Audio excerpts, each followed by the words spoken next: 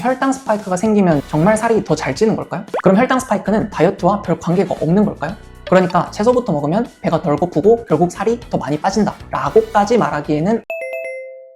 안녕하세요, 장윤살인사입니다. 다이어트 하시는 분들이라면 요즘 이 식사법 한 번쯤 들어보셨을 거예요. 채소 먼저, 단백질 그 다음, 밥이나 면은 마지막. 이렇게 먹으면 혈당 스파이크를 줄일 수 있고 다이어트에도 도움이 된다는 얘기인데요. 그래서 어떤 분들은 밥 한 숟가락 먹기 전에도 꼭 채소부터 챙겨 드시기도 합니다. 그런데 궁금한 게 하나 있죠. 혈당 스파이크가 생기면 정말 살이 더 잘 찌는 걸까요? 그리고 채소, 단백질, 탄수화물 순서로 먹으면 실제로 혈당 스파이크가 줄어들고 그게 다이어트에도 도움이 될까요? 오늘은 이 두 가지를 연구 결과를 바탕으로 한번 알아보겠습니다.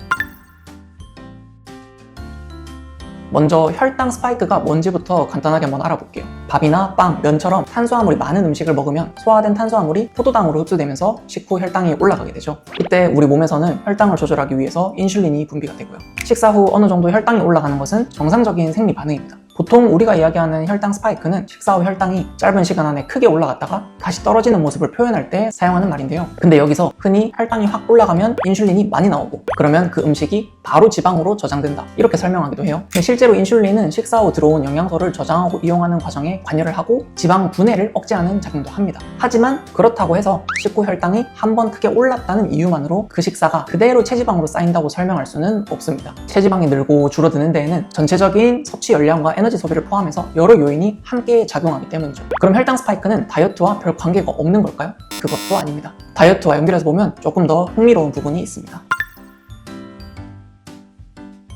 2021년 네이처 메타볼리즘에 1000명이 넘는 사람들의 식후 혈당을 분석한 연구가 있어요. 연구진은 식사를 한 뒤 혈당이 어떻게 변하는지와 함께 배고픔, 다음 식사 시간, 이후 실제 음식 섭취량까지 살펴봤습니다. 그런데 흥미롭게도 이 식후 혈당이 얼마나 높이 올라갔느냐보다 식사 후 2시간에서 3시간 뒤 혈당이 얼마나 크게 떨어졌느냐가 이후의 배고픔과 음식 섭취량을 더 잘 예측했어요. 혈당 하강이 큰 사람일수록 더 배가 고프다고 느끼고요. 다음 식사를 더 빨리 했고요. 이후 섭취하는 에너지 양도 많은 경향을 보였습니다. 여기서 중요한 건 혈당이 떨어졌기 때문에 반드시 많이 먹는다 라는 의미는 아니에요. 이 연구에서 확인된 것은 식후 혈당 패턴과 이후 식욕, 섭취량 사이의 연관성입니다. 하지만 다이어트를 하는 입장에서는 꽤 흥미로운 결과죠. 우리가 다이어트 하면서 실제로 힘든 건 혈당계의 숫자 자체보다 밥 먹은 지 얼마 안 됐는데 왜 또 배가 고픈 거야? 이런 경우가 많기 때문이죠. 그래서 다이어트 할 때는 무조건 혈당을 안 올리는 것보다 식후 혈당이 너무 급격하게 변하지 않도록 식사를 구성하는 방법을 생각해 볼 필요가 있습니다. 그중 요즘 가장 많이 알려진 것이 바로 채소, 단백질, 탄수화물 식사 순서죠. 근데 이거 단순한 유행일까요? 실제로 순서만 바꿨을 때 혈당이 달라지는지 확인한 연구가 있습니다. 2017년 이 연구에서는 제2형 당뇨병 환자 16명에게 같은 음식을 서로 다른 순서로 먹게 해봤어요. 한 번은 탄수화물을 먼저 먹고 다른 경우에는 단백질과 채소를 먼저 먹은 뒤 탄수화물을 마지막에 먹었습니다. 또 모든 음식을 함께 먹는 경우도 비교해봤어요. 그 결과 탄수화물을 마지막에 먹었을 때 탄수화물을 먼저 먹었을 때보다 식후 혈당 상승폭이 더 낮게 나타났습니다. 식후 3시간 동안의 혈당 증가량을 종합한 지표는 약 53%, 혈당의 최고 상승폭도 약 54% 낮았습니다. 다만 이 수치는 제2형 당뇨병 환자 16명을 대상으로 한 작은 급성 식사 실험의 결과인 거죠. 건강한 사람도 무조건 혈당이 절반 가까이 줄어든다는 의미는 아닙니다. 그래도 중요한 건 같은 음식을 먹어도 탄수화물을 언제 먹느냐에 따라 식후 혈당 반응이 달라질 수 있다는 거죠.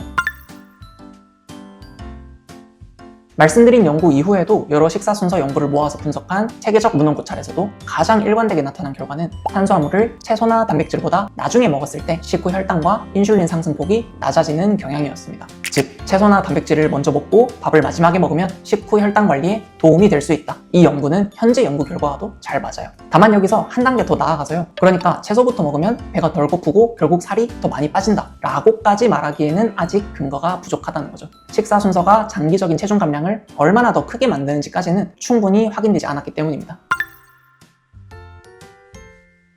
그래서 정리하면 이렇습니다. 혈당 스파이크를 막으면 자동으로 지방이 빠진다. 이렇게는 생각하시면 안 되죠. 하지만 식후 혈당 변동은 식욕이나 이후 음식 섭취와 연관될 수 있고 채소와 단백질을 먼저 먹고 탄수화물을 뒤에 먹는 방법은 실제로 식후 혈당 상승을 완만하게 만드는 데 도움이 될 수 있습니다. 그래서 다이어트 중이라면 이 식사 순서를 살을 빼주는 공식이라기보다 식사 관리를 조금 더 편하게 만드는 방법 중 하나로 활용해 볼 수 있는 거죠. 우리가 예를 들어서 백반을 먹는다면 밥부터 몇 숟가락 먹기보다 나물이나 채소 반찬, 고기나 생선, 두부, 달걀 같은 단백질 반찬을 먼저 먹고 밥을 뒤에 드시는 방식입니다.